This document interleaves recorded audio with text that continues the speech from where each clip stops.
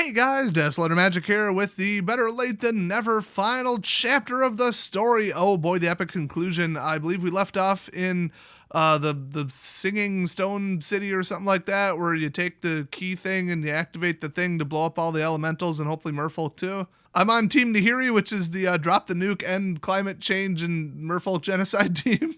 But I think we all know she's not going to win. So I actually don't know what's going to happen. I did not read this ahead of time on purpose. So this actually, the storyline for this has been really good. Now, as far as, perfect, flawless writing, flawless grammar, flawless editing, and flawless, lack of story holes or plot holes or whatever you call them. There have been some logical fallacies and some lore breaks, but the premise and what's going on is very interesting. So, I'd give a solid 7 out of 10, maybe 8 out of 10 to this story. I've been kind of hard on it just because, it's kind of my style of comedy. But I think the author A.T. Greenblatt did an okay job. A little more research would have brought it up to a 9 maybe. So anyway, Nissa summoned, who is it, a Shia or something like that? Some big giant super elemental. And I guess Jace just 100% changed teams. Didn't even think about it instantly. Just, okay, I'm on this team now, which I thought was ridiculous. So he's on Team Nahiri because if he wants to study the key, Nahiri will let him do it after she uses it here. And he's like, well, obviously it's a, plane wide changing artifact, so it's powerful. We might be able to use it against Bolas, which I guess only him and maybe one other person know is trapped and not defeated. And Jace just straight up told us, it's a when. It's when is he coming out of this, plane that we trapped him on. That's a perfect, flawless trap that he can never get out of. So he's already gathering, weapons and stuff, and he's like, well, if we want to know how it works, I have to see it work. So you've got a good point there, Nahiri just completely changes teams. But then he sees Nissa go Super Saiyan and summon a Shia, and they're like, well... So my estimation is Jace is going to run away scared when things get real. Nahiri's probably going to get defeated. I don't know. It's then wouldn't she just go after Nissa? If Nissa planeswalks away, she'll just chase her, and that might be the storyline. But it's you're just going to play hot potato with this thing unless it gets destroyed. The lithoform core, if Nissa finds a way to destroy it, well, then that'll piss off Jace. But then it'll be okay, because I'm going to go back home and, give up. So my best guess is they're going to blow up the city that they're in so that they can't use the key and then take the key and study it. That's my guess. Either that or they absolutely nuke Zendikar, kill all the elementals, and stop the royal. And then Nissa's just that sucks. I'm going to go back to being a depressed emotional wreck. So it says, as Nissa braced to fight the people she once considered allies, she wondered if she had made a grave mistake ever leaving Zendikar. Well, the fight with Bolas didn't go so good in the desert, and also it had no green mana, so yeah. So Nissa summoned dozens of elementals from the Kazindu forests, so that's a lot. So then we get the whole internal monologue. Everything I've done is wrong. I wish I never would have become a planeswalker because then I wouldn't have gotten Gideon killed. Then they throw in a Chandra relationship reference just to make the SJWs on Twitter shut up, which nothing will make them shut up. So that's a pointless addition. Nothing is ever good enough for people where it's more about screaming at people and feeling superior than any kind of actual stance. So then Nahiri's like, Nissa, how are you traveling so fast? And Nissa's like, plants, brah. Isn't it a level 6 druid spell in D&D? I mean, just saying. So then Nissa's all, ooh, Zendikar's where I belong, blah, blah, blah, my heart and elementals, and you'll never understand. Leave my home. Nahiri's from there. I'm pretty sure she was born there. So, of course, she shoots back, this is my home, tree dweller. Whoa, getting out the T word. Dropping slurs on an elf now. I was hoping that Nissa would call Nahiri a rock-eating spear chucker, but she didn't. Then Nissa's all look at all these elementals. They came to my defense. Bitch, that's how magic worked. You summoned them, and you're controlling them. Oh, it's so nice of them to come to my aid. I feel so comforted. What? And then we get what has to be the final, but probably not. What would Gideon do, Nissa thought. And then she, replied to herself, he would tell you it's time to make choices for yourself, right? Also, I wouldn't base anything in your life on Gideon's decision-making based on the whole, I'm going to leave to go do the Hunger Games side quest with the cat god as soon as they got to Amonkhet, because who needs to prep a weapon for Nicol Bolas? I mean, it's not like they lost the fight or anything. So then she tells all the elementals, defend Zendikar, and they, I don't know, I guess do something. So basically Nahiri's I always believed in the power of stone, the strength of it, but that's a lot of elementals. And plus, she brought up a pillar to protect herself from a stomper-shaped elemental, and he just wrecked it. Just absolutely smashy smash. As soon as it pounced on her, she did the old summon the granite fist from the ground to smack it in the face trick. That's a classic.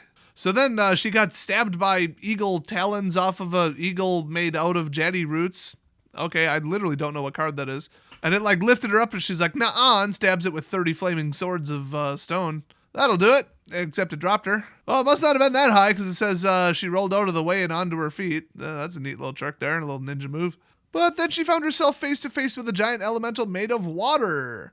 Uh-oh. So Jace was kind of helping, trying to cast illusions and, illusionary fire because they hate fire, and then Eldrazi broodlings because they hate Eldrazi broodlings. So for a second, Nahiri's like, these elementals are kicking our asses. We're basically on 100% defense here. Maybe I shouldn't kill them all. They seem to be actually a powerful heart of Zendikar. Does that mean I fought for nothing, she thinks? But she's like, nah, let's do some more flaming sword stuff. So she sends 50 of them right at where Nissa's floating on vines and, magic Super Saiyan energy. But Eagly Boy's back and he sweeps away all 50 weapons with a sweep of its wing. Okay, that thing must be powerful.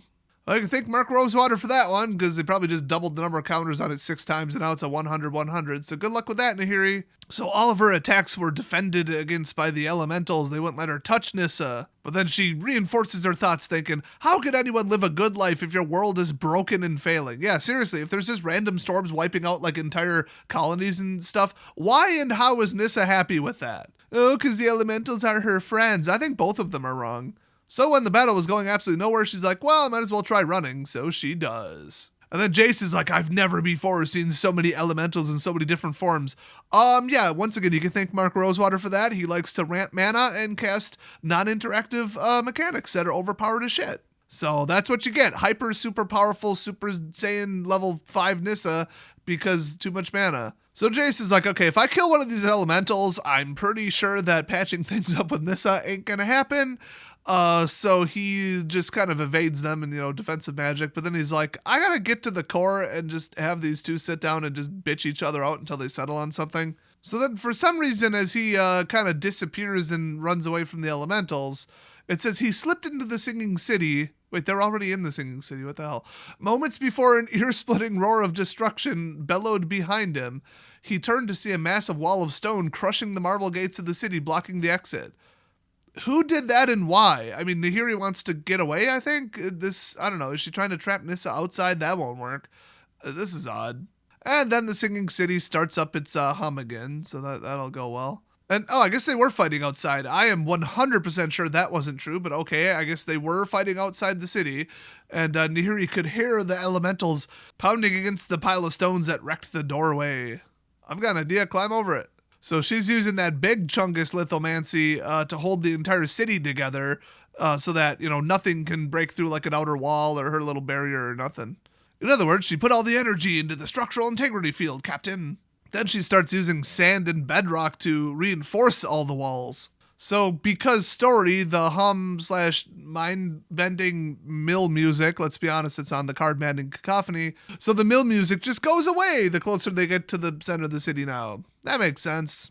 So yeah, Jace catches up with her and he's all, let's go to Ravnica and talk it out. And she's like, yeah, Nissa will sit there and listen and listen and listen and then not take my side anyway. She likes this plane to be fractured and ruined, apparently. So then she just blurts out, the core won't work on another plane. It stays here, which I don't know if she knows that or if that's just what she's telling him. So she summons a bunch of just spare hedrons that are laying around the city, makes them float up into the air, surround Jace, and then come down and kind of spin around him. And then she uses hedron detainment magic or whatever and tries to trap him in there so that he can't get out. And then she wants the stones to crush him.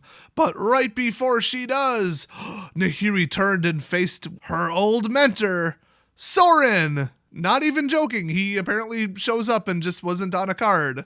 That's so unbelievably convenient and unexpected that I'd even call it bad writing. Anyway, he was standing on the fortress wall a dozen feet away from her at eye level. His long black jacket flowed out behind him. He was smiling. What are you doing here, Nahiri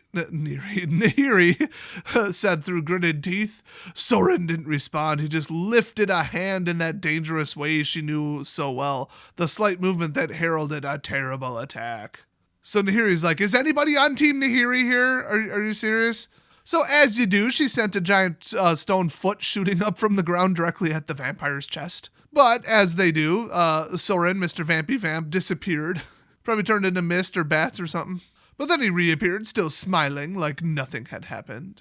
So she trapped him in stone for quite a while, so he's pretty pissed. They're kind of enemies, by the way, if you don't know that whole story. I suspect I know what's actually going on here, but I'm not going to ruin it for you guys. You've probably caught on to what's going on here too, just saying. Nahiri blinked, confused. She reached for the stones under Soren's feet and discovered that they weren't supporting the vampire's weight. Finally, she figured it out. This is an illusion. This is Jace doing this. Soren isn't actually here. But this realization came a moment too late. A mist flooded in around her, too thick to see through. She heard the hedrons clatter to the ground. Yeah, that's what Counterspell will do. Suddenly, her thoughts were not her own. Uh-oh. Once again, Jace in your head. It's all over, lady. And once again, Jace pulls the whole, oh, I hated that it had to come to this. I hate invading other people's minds. Bitch, it's your power. It's what you do. You learned to do that. I would, if it was me, I would be using like mental telepathy, mind magic, mind control, influence, whatever the hell magic to get like buy one, get one free on some donuts. Oh, somebody's sitting at a green light for more than 1.1 seconds? Mind control, floor it, Harold. But guess what, guys? Because story, the Singing City's eerie hum began to grow in volume. Why? Is there a logical reason other than it would be convenient for the story to make him have to rush? No. That would be the reason. So anyway, he says, better hurry. I'm not sure if I can hold Nahiri's mind and a silencing spell simultaneously. Really? You don't think you can cast 2 spells at once? Come on. So this time, instead of the city's hum just giving you a headache, it kind of starts to get to him and it gives him an inexplicable longing. He says he wants to solve all of the problems without debate or fight or involving others in any way. With the core, he could easily change the world. All worlds. And then he thinks, no, that's not who I am, and pushed away the temptation. And the whole time, his hold on her mind was slipping. And also, he had already grabbed the lithoform core, so that's a positive. And then he instructs her, sort of, or commands her, let me out of this fortress, lower the wall at the entrance. So Jace is all, we should be all working together peacefully like friends and hippies, not fighting each other. Yeah, plug in the core and just hit the button that says end the royal. Like, the royal, switch that little switch off. That's probably how it works, and then just stay away from the button that says kill all elementals. So he's thinking, okay, I could just take the core and go to Ravnica right now. Just planeswalk away, bye-bye. And he's like, I even should. But Nahiri claimed that the core only worked on this plane, but he wanted to test that theory safely, away from this already damaged world. Oh, he's going to go blow up somebody else's world. Okay, cool. I hope it's Minnesotaheim. But wait, he switched teams so many damn times that he knows that if he disappeared with the core without telling Nissa, he would lose her trust forever. And he both wanted her friendship and needed her in battles to come. Jace wrapped the core in his cloak and sprinted out of the Singing City, running as fast as his exhausted body could. The haunting song was growing louder now, stealing into his bones. Jace ran faster, faster than he realized he could. How about put up the silencing spell? How about that? He needed to get to the entrance before Nahiri regained herself and sealed it up again. He actually made it to the ruined marble gates before his control on Nahiri's mind slipped and stone walls slammed closed, re-sealing up the ancient city. And then he gets absolutely blindside tackled by an elemental because what the hell did he think would happen? In fact, just a couple lines up, they said that he could hear the elementals now that it was open running into the city. So how did he not run into them on the way out? I mean, plot holes like this, they're pretty careless, I gotta say. So it turns out it's a Shia that tackled him, so he should definitely be dead. And he tries to, do illusionary fire, but Shia is way too smart for that crap. And grabs the core out of his pack and cloak or whatever the hell it was and tosses it back at Nissa. And Nissa's like, oh, what do I do now? I should probably destroy it. But then she hears, listen to me. The thought was not hers, though the voice sounded familiar. Yeah, who could it be? I wonder. So Jace is all, okay, we need to stop this and handle this calmly. Call off the elementals. And then she's like, if we stop Jace, Nahiri will take the truce as an opportunity to overwhelm us. You've seen how ruthless she is. More like crazy. But he's all like, let's go to Ravnica and poke this thing until it does something. She's like, you'll probably just annihilate Ravnica. We should probably destroy the core. And then he's like, oh, but Nahiri said it won't work outside of Zendikar. So let's go test if it does dangerous plane-wrecking things on Ravnica. That's logical. So anyway, in the meantime, Nahiri busts out of the city and she starts just taking out elementals left and right because she's pissed off. While they continue the little mental discussion. So Nissa's all, no, I'm not going to win this fight. And then the core grew warmer in her hands. And she hears, listen to me. And she's like, I am listening to you, Jace. She shouted, you aren't listening to me. And then it says, not him, me. And she's like, what? and the core was flashing urgently in her hand. Nissa realized why the voice sounded so familiar. There was something in its cadence, as if the pulse, the vibrations, and the breath of Zendikar that she knew so well had found its words. Then she's like, "Who are you?" And it answers, "I am me. I am you." Nissa got a hold of the wrong mushrooms, and she's all like, "Why are you only speaking now when I'm in the middle of a battle?" And she's just like, "Oh, that's right. I should probably do something to stop Nahiri," and does something with roots on her legs or something. She's all like, "How? Oh, wait, I don't have time for mysteries right now." So Jace is all, "Give me the core. I want to go poke at it with a stick on Ravnica and blow up Ravnica." And then, I don't know, the spirit of Zendikar speaking through the key thing or whatever says, "The object in your hand is a very old piece of me. It's full power." Oh, it's full of power. I was going to say, that doesn't make sense. Well, tell me something I don't know. I mean, come on.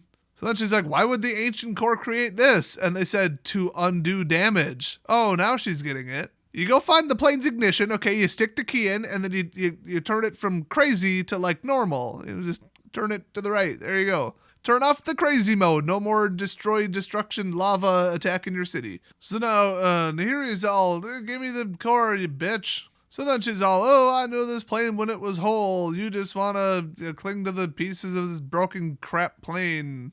The Nissa replies with some hipster pro-nature bullshit. And then she thinks, "What would Gideon do?" And then catches herself and thinks, "What would I do?" So then, because we're getting near the end of the chapter, they decided this absolute stalemate, and what should I do? Oh, she's got a point. Oh, but she's got a point. And Nahiri's all, "I liked it better that way." And then Nissa's all, "I like it the way it is now." And then Nahiri's got some hedrons spinning around Nissa. That's never good. You can't trust them hedrons. So Nissa just closed her eyes and took a breath and imagined a better Zendikar, one not defined and hurting from the wounds of the Eldrazi and from the poison they left behind. A healthier world, but still fragmented and dangerous and beautiful. I mean, I'd take out one of those words, but okay, you picture what you want to picture. The core warmed and hummed in her palms. She felt Zendikar's ley lines stretched out before her. And easily, so easily, Nissa's magic merged with the core's power. She set it loose. So I guess you didn't need the city. You just need to be really into green mana. There was a flash. There was a dull roar. A gust of wind struck Nissa, knocking the breath from her body, smelling of ash and rain, of earth and streams, of magic, ancient and terrible.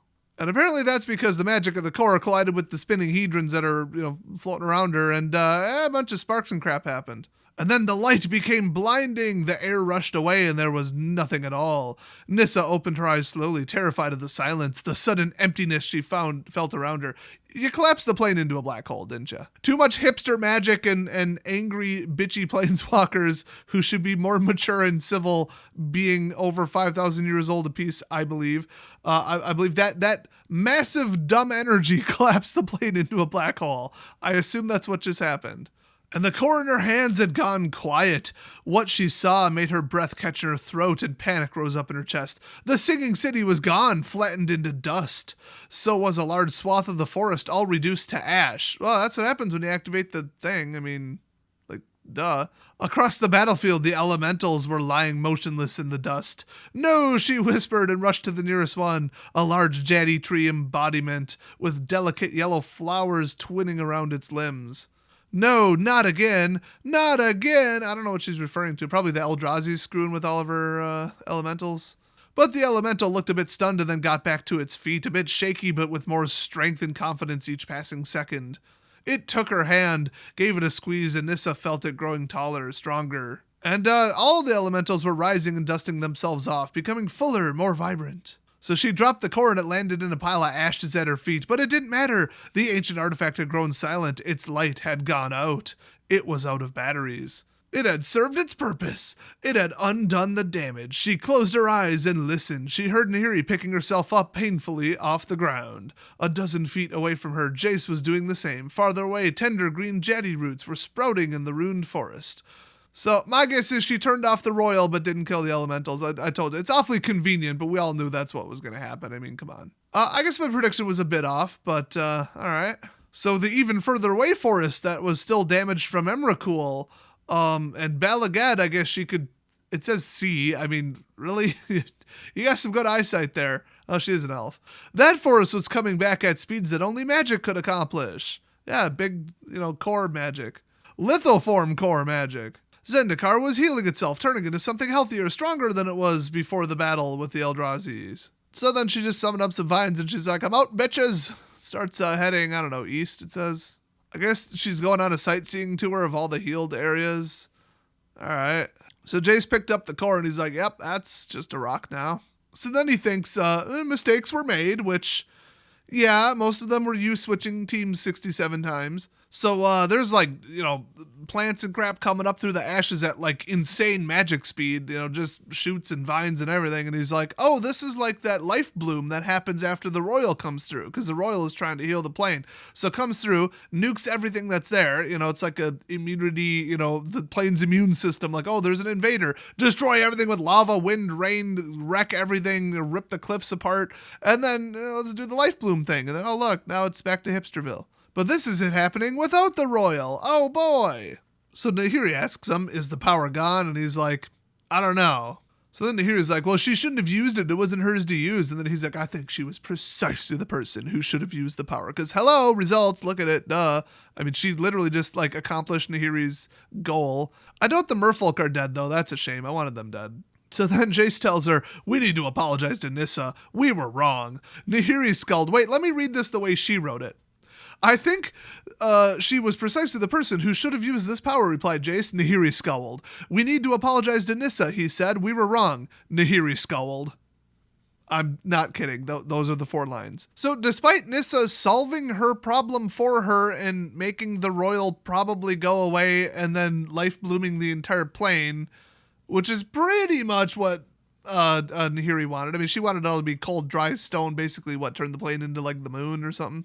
I don't know. However ancient core used to be, I'm sure there were still forests or whatever. So it's like, no more royal. I mean, that was her goal, but she's still like, oh, this sucks. Can you fix the core? Will an apology to Nissa fix the core? You made enemies again today. Whenever you try to do good, it just makes things worse, which, yeah, that is true. Jace didn't reply, and she planeswalked away. He was beginning to realize that some battles weren't worth fighting. Yeah, especially with an unreasonable crazy lady. And then he says, but some were. Nissa, he thought. I'm so sorry. I should have listened better. No, you shouldn't have switched teams 50 times because bolus weapons. He had caused so much damage here. They're referring to relationship damage, by the way, not like actual damage. Both to his friend and to the home she loved. And he knew the terrible guilt he felt in this moment would not lessen with time. Oh, get over it. The plane's healed, isn't it? I don't get if something I'm not catching on to happened here. I don't know, whatever. So, as Jace stood in the dust of Zendikar with the dead core in his hands, with new life clinging and wrapping its tender shoots around his boots, he hoped what Nissa said was true, that broken things could be redeemed. Oh, let's all be friends and hold hands and go to Denny's and get a 6-egg omelet. There is nothing in the multiverse that can't be solved by breakfast foods in large quantities. Y'all see that show Parks and Rec where they have Ron Swanson go to the restaurant and he's like, I'll take number 14. He's like, that's like a combo platter that feeds 8 people. And he's like, I know what I'm about, son. Just bring it. Just bring it to the table. I'm going to eat it. That's what they need. Jace, Nissa, breakfast foods. Let's go. Well, I'm sure that'll be the storyline of Minnesota Heim when we go to Norway, Space Norway. I wish they would have made it really, really, really clear that no, the royal is going away. It's not just, oh, look, I undid the damage and the royal is still there. Because that is a possibility. I mean, Nahiri still seemed kind of pissed. I'm almost wondering if that's what went on. My interpretation of it is, no, she fixed the plane the right way. But did she just trigger mass regrowth? And that's it. And then because there's less damage, the royal will still be there, but it'll be lesser? I don't know. They didn't make it clear. They didn't have one line where Nissa's like, finally, the royal would stop being as destructive. That would have just cleared it right up. So we're almost left with an unknown here. And I don't like that. I think that's kind of bad writing, honestly. But I don't know. Overall, I mean, this is kind of a cheap, stupid, simple ending that just wrapped itself up in the last 1/8 of the last chapter. Okay, kind of convenient. But it makes sense with how feeling with the ley lines of mana and crap on Zendikar Nissa was that she'd be able to use the core correctly. Kind of makes me wonder how Nahiri was going to do it. Just go to the old, super ancient city and then plug it into the ancient city socket and hit the reset button or something. I mean, that seems like a manufactured thing that the core did, after they settled there, So that clearly was the wrong answer. Although I hate to say that killing all the merfolk would ever be the wrong answer. That's always the right answer. So it could have really gone either way. But yeah, that's where they leave it. I do believe there is probably a side story or two that I skipped, but I also believe that I said I'm skipping it on purpose because these videos get no views but take a ton of time to make. So screw the side stories. I'm probably just going to read them. And then I'm always like, well, if I'm going to read them, I might as well record it. But this takes 5 times longer. So I'd rather work at my second channel, which is my 4th channel. And I keep calling it my second channel. But yeah, this weekend we're going to have some totally insane content over on EST. Go check it out, Emergency Survival Tips. And once I get to 4,000 views, if I think I can get away with it in the rules, we're going to make a video of me getting tased. So face reveal plus tase reveal. So go watch some things over there. I'm not even close to the 4,000. I'm at like 1.7 or 1.3 or something. So yeah, got to get up them numbers. But anyway, thanks for watching, everybody, and I'll see you guys next video.